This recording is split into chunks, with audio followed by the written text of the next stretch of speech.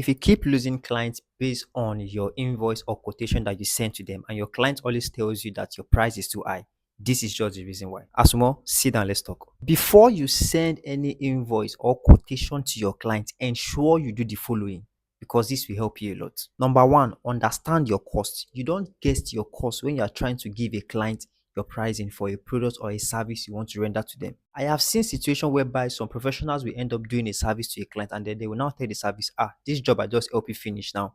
You have to give me like extra 10,000 naira. The cost of materials I bought in the market, they are now expensive. Who cares about that?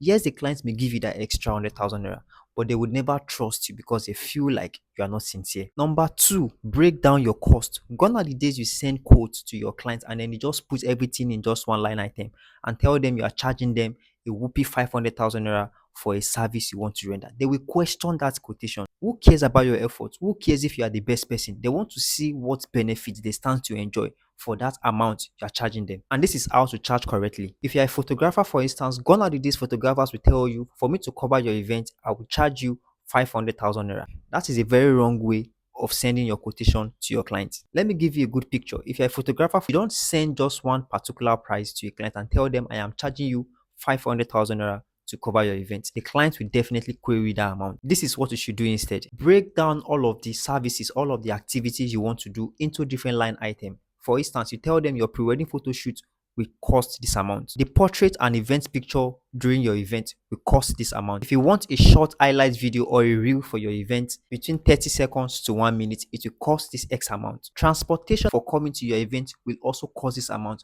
Break down this cost and let the client see what services you want to render. And with this, there might not be much pricing issue. The third thing you want to do is to put emphasis on the services you want to render. Who cares if you went to the best school or who cares if you're using the best gadgets? Nobody cares about that. They are all concerned about what value they stand to enjoy. That is why when sending your quotation or your invoice, ensure that in the description part, you highlight what benefits the client stands to enjoy. For instance, this website will help you generate more sales after it is being launched. What you've just done is that you've painted in the client's head that the benefit they stand to enjoy when they create this app or when they create this website is that it will enable them to sell more or do more when it comes to revenue. What you've done in this regards is you've painted more value to the client rather than what?